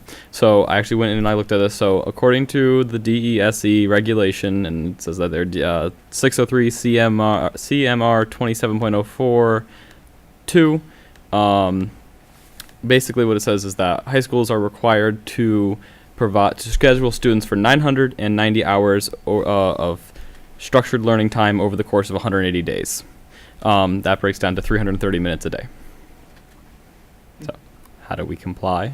So, our first block is 65 minutes, and all other blocks are 56 minutes. That brings us to 345 minutes, which is 15 minutes longer than required. Structured learning time is defined as regularly scheduled instruction, learning activities, or learning assessments. What is not included is anything that has to do passing time, breakfast, or lunch. So I've noted lunch block is our fourth block. So the 56 minutes for lunch block is the actual instruction time during lunch block, not lunch block itself. So because the requirement is not does not count lunch time, which is a 27-minute block, from my own personal opinion, I think that would be feasible to look into an open campus, because allowing students to have an open campus during their lunch block would not violate the DESE requirement for structured learning time. So the proposal that I thought up is that students would have to have a note on file from their parents saying this is okay, perhaps a maintain a GPA, and this would only be available to upperclassmen, junior, and seniors. If a student did not return in time, we would just treat this as if they had left school without any note or anything like this. I would not, obviously we would have to talk to the administration and things like that, but I was just hoping that this would be something that we could look into, see if there was any support for it. It would be very well received by the students of the high school, and I think this would not violate any kind of laws or anything like that. And I was hoping to get your input, school committee. What can you do in 27 minutes? It's actually a little bit more than that because of passing time, so it would be more like 32 minutes. There are, I think they could get to the new White Hut and back. you could get to Rinaldi's, you could get to White Hut, you could Rinaldi's get to too? Max's Burger. Oh, I bet you the businesses around here would love that. Yeah, they would. Not our lunch for instance. Just a proposal. Thoughts? John? Why would students want to leave a brand-new $70 million building to wander around town for half an hour? What would they be doing? They would be getting lunch not at the high school. Fresh air. And that would cause a greater deficit in our lunch program then. That's a good point. Not that I want to deter people from patronizing local businesses. Right. I do. But, that's a question I have. I also dispute the way you added up time. It's 56 minutes and then, 4-minute passing time? Right, but the 4-minute passing time on either side of each block does not count as structured learning time. The first block is 65 minutes because it also includes like the beginning of the day, like the announcements. Stuff. It's not homeroom because that would not be included in structured learning time, but because of the way we set it up, it is included in structured learning time. And then the rest of the blocks each have 56 minutes of structured learning. Well, what do they do in that extra, 13 minutes? It's just the first block is longer, the announcements, getting started. It's the first block of the day? Yes. Not block number 1? No, not these are not, this is the first in chronological order, Okay, no matter I what gotcha. block is held, that block. Well, I remember the history of Open Door back in 1972, 3, 4. And that was because the high school was overcrowded. We don't have that problem. But it was severely overcrowded. And we remedied that by putting on the addition, which came to be known as the open space, and the library, et cetera, and the gym. I don't see overcrowding as a problem now. No, absolutely not. And we've got all these facilities. It just doesn't strike me as a good use of the building. Give students something to look forward to as they become upperclassmen, incentivize them to keep their GPAs up, and more variety. I doubt students would be doing this all the time, but maybe they do it once a week and helps local businesses.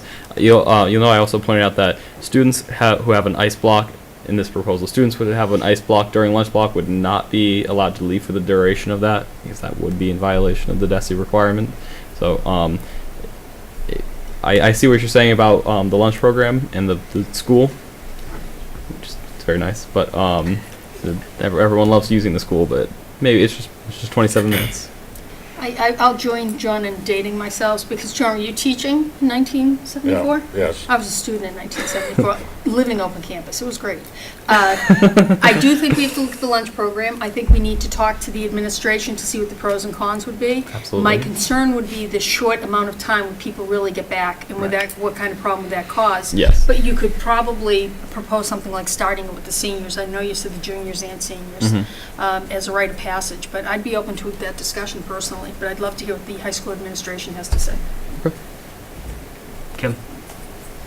I was going to say the same thing about opening it maybe possibly to seniors as an incentive to keep your grades up and a privilege as being a senior. I remember my senior year as long ago Were as it you was. in high school in 1974? 1974, no. I was sure not. Were you born? barely in preschool. Born right. Oh, don't tell me that. Only one person at this table who's not alive in 1974 besides Joseph, right? I was That's not. correct. Oh, Liz But too. 3. I have one question, I'm not sure.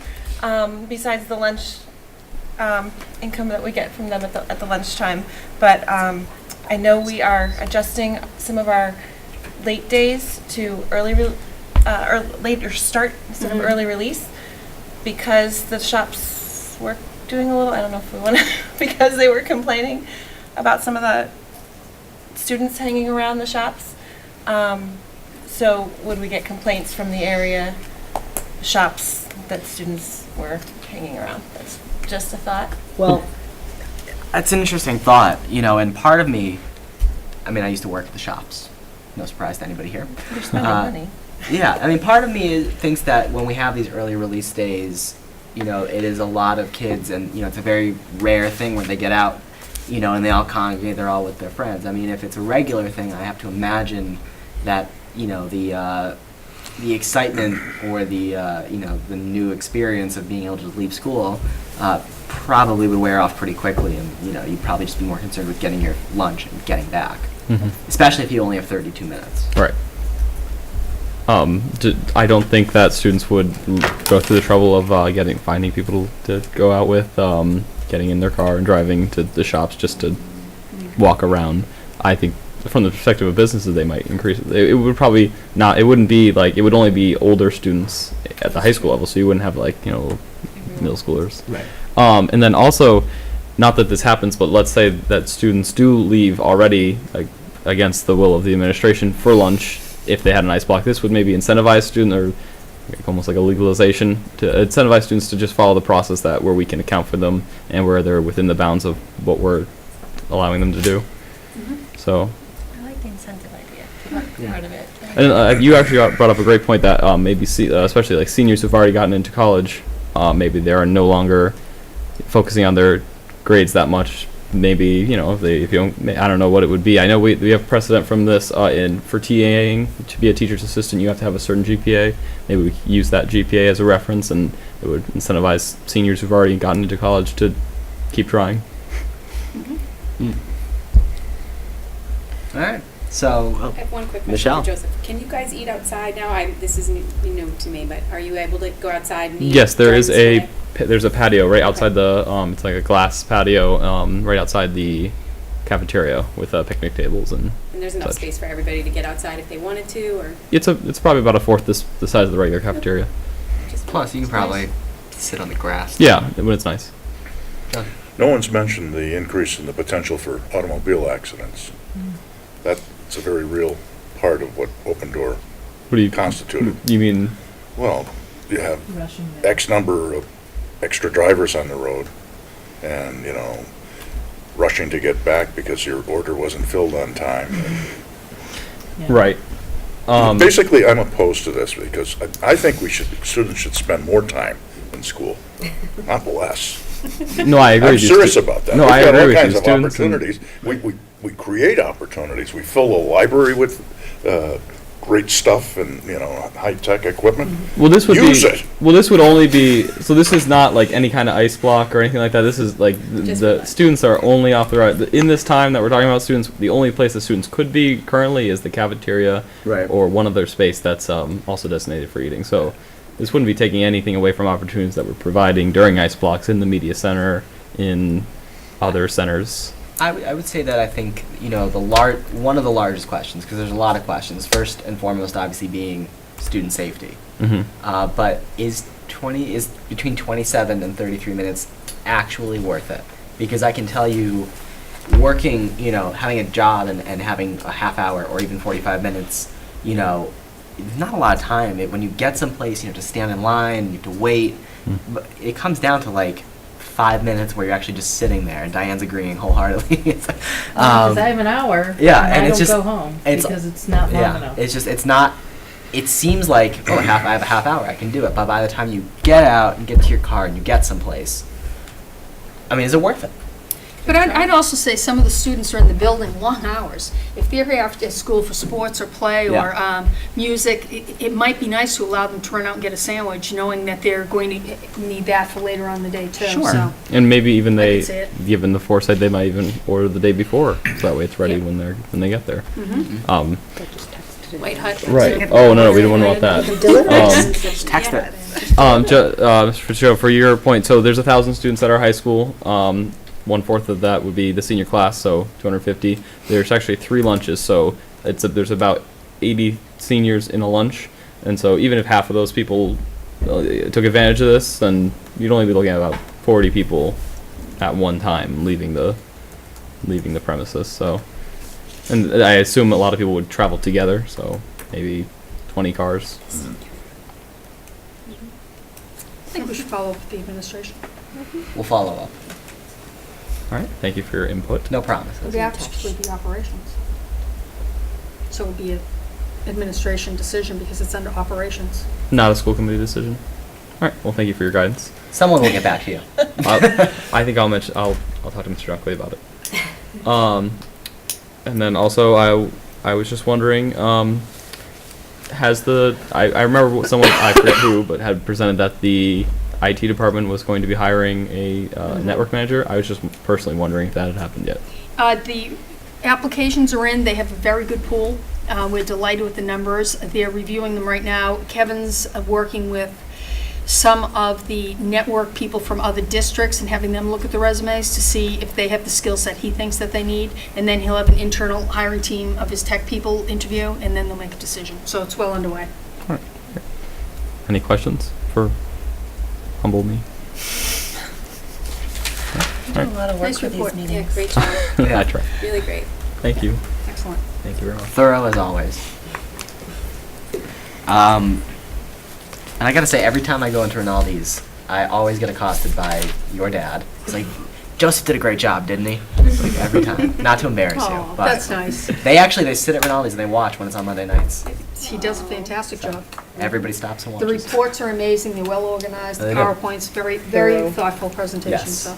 No, Joseph does a great job. I remember For your when kind words. when I was in college, Monday nights was some TV show was on in this local area. Bar would have like a whatever that night. Your restaurant might want to think about having a school committee meeting night. They do. Is that what they do? Is that what you're talking about? Because of Oh, my okay. own attempts, we installed a television, and they usually I swear to have God, us I up love there. it, Joseph. I go in and they watch these meetings. They do, like, because they watch for Joseph. And you know, once I think it was the time we presented our official report on parking, they were kind of confused because they said that why were we all sitting in a dark room talking to each other Yeah. because the lights were off. Since we're on the topic, I was watching you do that presentation and thinking, I can see you out in the business world, high up in the corporate ladder, presenting and convincing a board to move forward with something. So I think this behooves you well, all the work you're putting in. I see a very bright future for you. It's great. Thank you very much, everyone. Good luck with your re-election. Thank you.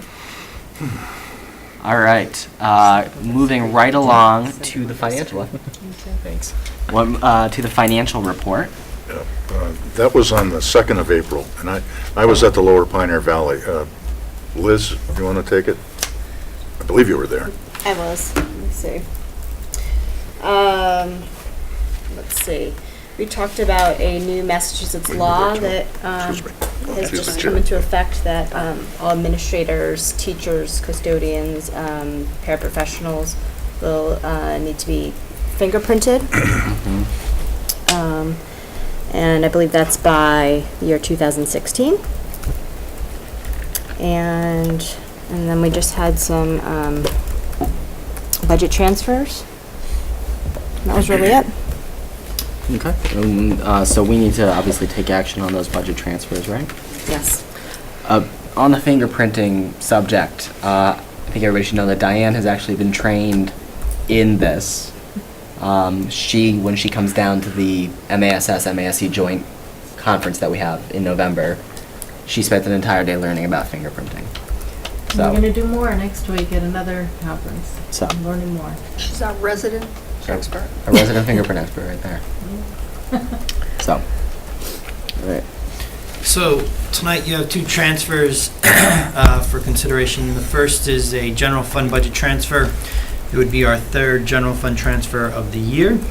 It is addressing deficits that exist currently in lines every fiscal year. Usually closer to the end of the fiscal year, we have a massive transfer, so I'm trying to get out ahead of it a little bit sooner than the close of the fiscal year to address lines that are in the deficit by transferring funds from existing lines. And there are also some transfers for some instructional needs that we have in the district. So there are approximately 40 to 50 different transfers presented tonight in this general fund transfer. Yes. I move on the recommendation of the Finance Subcommittee that the school committee approve the budget transfers as outlined in the document titled FY14 General Fund Transfer Number 3, dated April 2nd, 2014. I have a motion and I need to have a second. Second. Okay, there we go. All right. So we have a motion and a second. Any further discussion? Seeing none, I will call for a vote. All those in favor? The motion passes.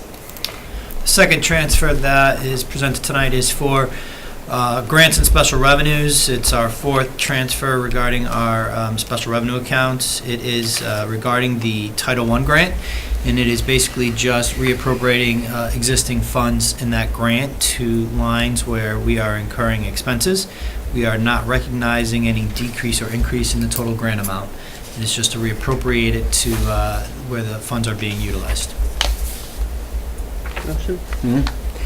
I move on the recommendation of the Finance Subcommittee that the school committee approve the budget revisions as outlined in the document titled Grants and Special Revenues Revision Number 4, dated April 2nd, 2014. April 3rd. Second. Thank you. I have a motion and a second. Any further discussion? Seeing none, I'll call for a vote. All those in favor? The motion carries 6-0. Moving on to other reports. Before we begin other reports tonight, it occurs to me that, Michelle, you're not on any subcommittees. And I was wondering what you would like, if you would like, any to join. If any stick out to you. Yes, I wasn't prepared to answer tonight. Okay, we can come back to it at the end of the reports if you want to think about it for a minute. Okay. You might want a list. That's I was right. just going to say, I'm going to. Yeah, I'm just going through it right now, so. The only one I think that there's policy subcommittee's full, SBC's full, middle school working group. Is there 2 or 3 people on that? There's 3 of you. Okay, so basically, there's 2 or 3 people on green. I have just 2. 2. Okay, so we can take. There's a spot on green, and there's a spot on SEAL, and. Can you tell me what's SEAL? SEAL is the Special Education Parent Alliance of Longmeadow. Okay. That's the parent organization that basically advocates for special ed students. It's like a PAC. And I know Katie does that right now, but I think she could obviously use some help. So, and then Operations Subcommittee, who went on that? I think we haven't filled that since Jim left, right? Just Katie. It's Katie and me. Katie and Kim, and then there's space on Operations Subcommittee as well. I just sent you a list if you need a PDF at your email. Thank you. All right, so while you think about it, I'm going to start going through these. I'll be glad to give up policy if you want. Okay. John said he'd give up policy as well. SBC update. There is no update at the moment. Our next meeting is on May 1st, and not a lot has changed since our last meeting. No, I have asked for a meeting this Thursday of the internal team, so Okay. that we can review the list, see what progress that we're making, so that That's the that punch work list. internally goes on. Okay. So, That's the punch list. the punch list. Okay. That's a question. Yes. Has anything happened after with the parking? Because I remember you were going to meet with the community about the drop off and pick up. Wilkins, the Wilkins Drive meeting? They brought in the engineers and they had a lot of discussion around it, but with the neighbors. Yeah. They requested that the police put up signs, no parking or restricting it as they do other ways. The police chief was very clear that if they put up a one-way sign, if any resident went the wrong way, they would be ticketed like everyone else. Right. But I don't know what final decisions were made. You were there, right? Yeah, they agreed to put in some do not enter signs, I believe off of Williams. It's a do not enter from 7 to 8, and off of Grassy Gutter, it's a do not enter from 2 to 3. They're also going to be changing the no parking or standing, the no parking signs, no parking or standing, which will prevent people from sitting in their cars waiting for students to get out at the end of the day. DPW had an order on, so they said it was going to be 2 or 3 weeks before they could, before they get them in, they'd get them installed as soon as possible. Right. So the parents seem satisfied as a first step to hopefully alleviate their concerns regarding the traffic and the amount of vehicles that are parked on the street, and student safety for those that walk through that street coming and going each day. And Tom, doesn't that signage then make it uniform between all of the streets along Grassy Gutter? Yeah, I believe it'd make it uniform to the one at the exit of the Horseshoe also. I don't know the exact name of that street Willett directly Drive. across Willett. Willett. Yes, thank you, Joseph. I'm It would sorry. make it the same. Terry Drive, I think. No, Willett. I think you were right. I think it is. Yeah, because they want. But it'd be the same signage that they Oh, yeah, do yeah. have on the street directly across from the exit, so. Right. Really comes down to the enforcement. Yeah, and police did say though that, you know, they would do their best to try to have cruisers come around and enforce. Okay. All right. Sorry to interrupt. No, it's a good question. I don't notice a lot of violations of that. The sign is there. I don't see many violations of it. Going into Willett. Yeah. Yeah. That's how I leave. Could I ask for a clarification? There's not going to be any standing on Grassy Gutter? No sitting in your vehicle waiting for students at the end of the day. You won't be able to park and sit in your car and wait to pick up your student. How realistic is that going to be, though, given the But- fact that people have been doing this since the dawn of time? But that's on. In Long Meadow, anyway. And we have no John, I parking think what signs they're all doing over is putting Blueberry. it on Wilkins and Willett, or Willette. They're not putting the signage on Grassy Gutter. One side. There's one side of There will Grassy be. Gutter? One side currently has signage that says no parking. I believe they're going to change those to also say no parking or standing. So do they park or stand on the other side? Is that been the problem? They It do is it on both allowable. sides? The problem's really been on, It narrows so much. yes, exactly. Because you have parents on the side where there's houses across the street forever. People park there or they stand there with their cars and wait for their kids. And so you have kids walk across Grassy Gutter, which obviously creates a very dangerous situation when you have people coming in and out.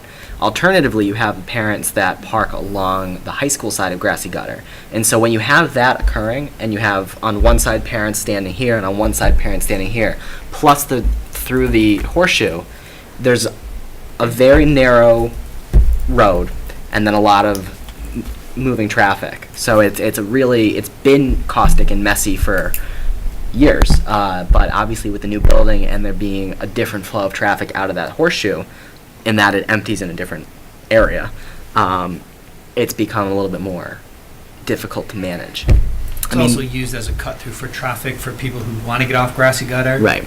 Or to get to the high school and not use it in the morning.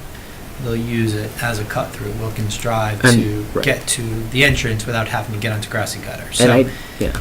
they're hoping that this will cut down on the amount of cut-through traffic that is used. And it might make the residents a little bit happier too, because, you know, for years we've obviously heard complaints from residents across the street about cars driving over their lawn and sprinkler heads getting knocked out. And so there is some related property damage that occurs that we've tried to address to the best of our ability, but there's never been a wholesale sort of effort to fix it on the part of, on our part and on the police department's part. I think everybody has an equal hand in this. Yeah. But this, far before you ever got here, far before Jan and, and everybody else, this has just been a problem since the high school was put here. So it's, but I think hopefully we made some meaningful progress on it. We agreed that we would send out an alert now notification once the signs are going up to notify high school families that the signage has changed and that it's no longer available to sit and wait to pick up your student.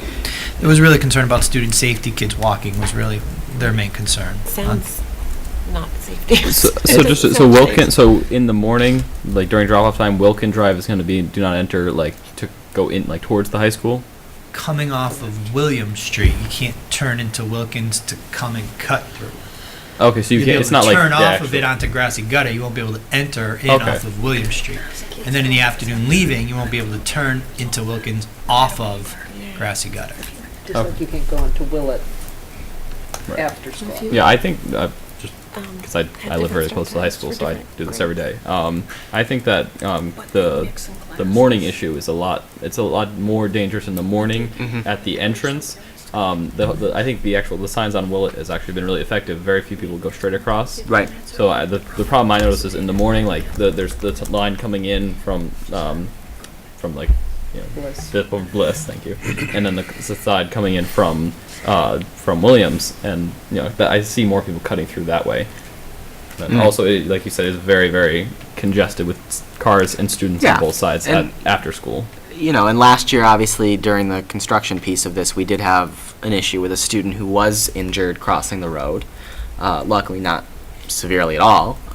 She went back to class very shortly after. But, but those are continual concerns. And, we not only hear it from parents and neighbors, we hear it from administrators and from students. So, I'm happy that we're making some progress on it, but obviously we will find out whether it makes a difference once those signs come in. Yeah. All right. Moving right along, legislative. Okay, the main thing to understand right now is that the governor has submitted a budget, and the House Ways and Means has prepared a budget. And the House Ways and Means has increased funding for something that affects Long Meadow, and that's circuit breaker. It was initially level funded at $252.5 million in the governor's budget, and House Ways and Means budget has bumped that up with an extra $5 million. So that might help us a bit.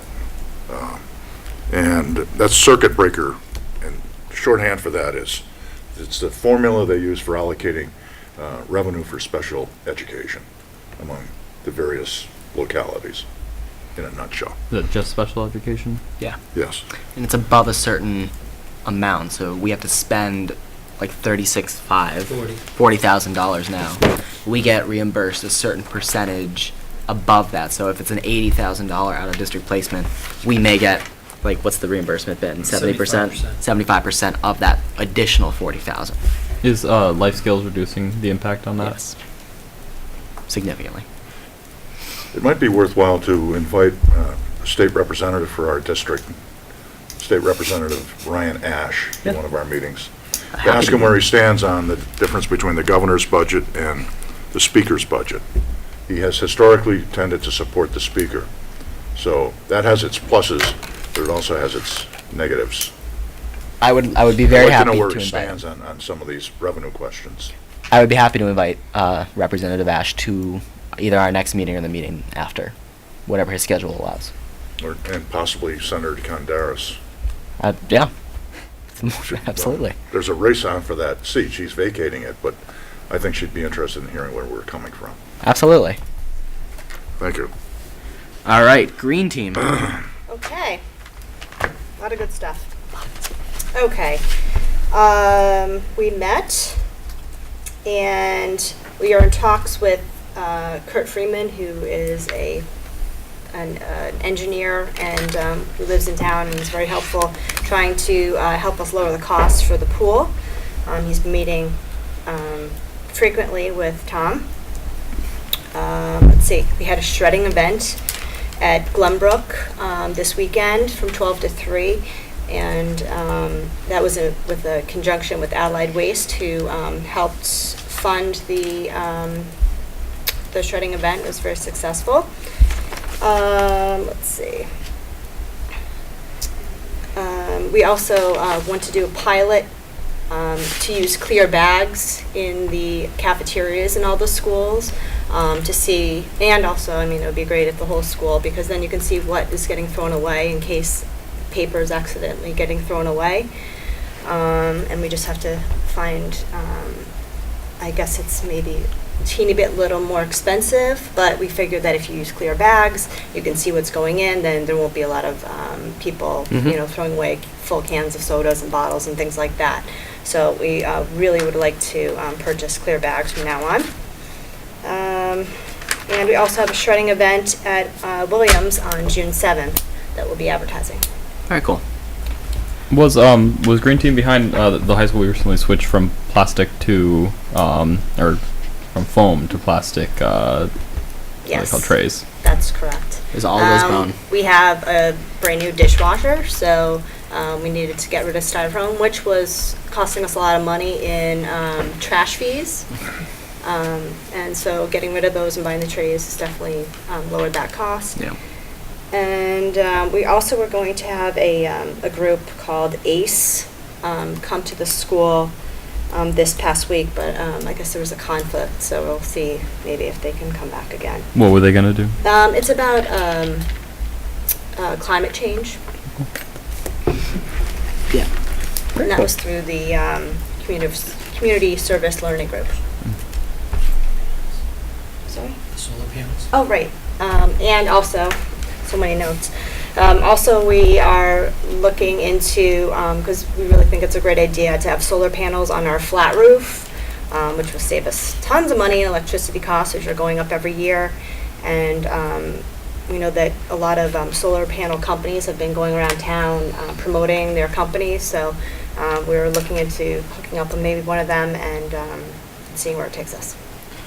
Let's talk about that a little bit offline, because Tom and I obviously met with one gentleman about that, and Marie Angelides had expressed the desire to form like an energy working group between the select board and school committee to come up with a solution to utilize any available building roof, with the Great. exception of obviously buildings in the historic district where we can't, but in addition to other solar solutions. So I'll touch base with you on that, because I think that there's some good movement that we could actually have on that.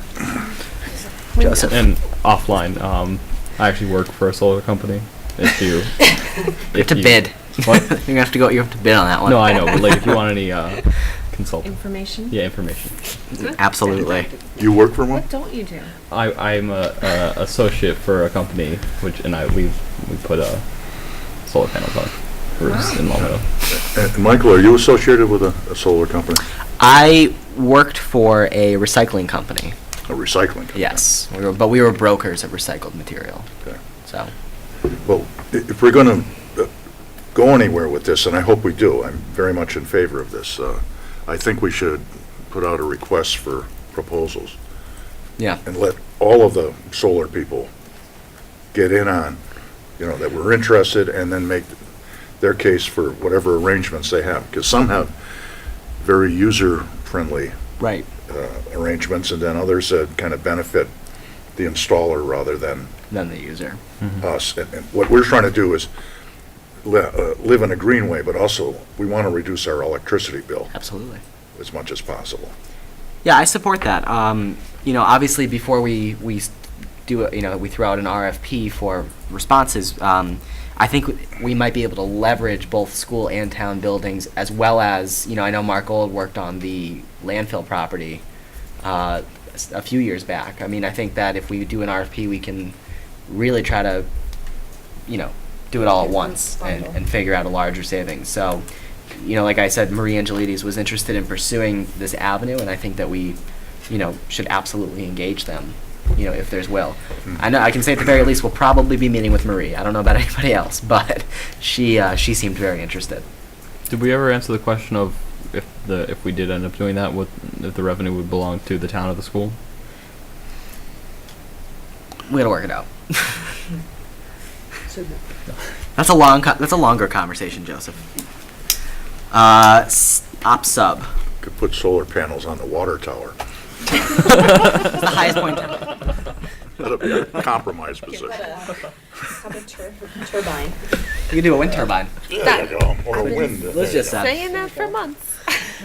All right. I actually, a little small anecdote. I was touring a company in Wilbraham last week, and called Flow Design, and they actually make turbines for wind and water use. And apparently, they were testing one on a mountain in Wilbraham, and this object just appeared out of the air, and so Westover actually scrambled planes to check it out. They were telling me. I thought it was a very funny anecdote. They didn't know this thing just popped up. So, Thanks for We'll sharing. hopefully Yeah. we'll be a little bit more precautious when we put our Yeah. solar panels on We'll the let water them tower. know.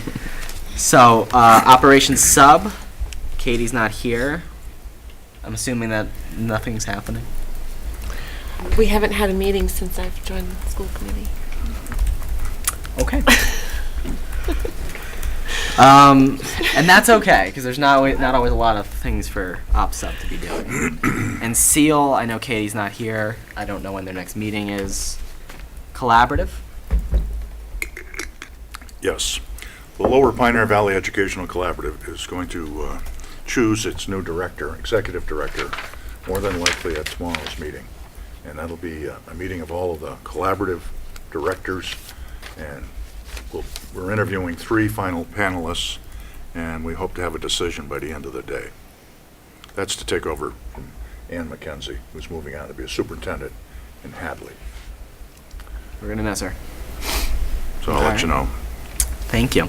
Middle school working group. Katie? Katie's not here. But we haven't met. Policy sub. Last time we met, we were discussing how the food service policy has been going to recoup our funds. And also, it's time to review the social media policy, so we've been reviewing it, seeing if any changes need to be made. It's pretty rock solid, huh? No, just kidding. No, it's good. All right. Any other business? Michelle, what'd you decide? I want to take a little bit more time Okay. before I make a decision. Shoot me an email. Yeah, I just want to ask some more questions and do it that way. Give me a call. We'll work it out. If I can help, let me know. Thank you. Very good. We already did superintendent mid-year. Approval of warrants. Okay. I move that the school committee approve the warrant batch number 2200 of the general operating fund for fiscal year 2014, that fund, dated 18 April 2014, in the amount of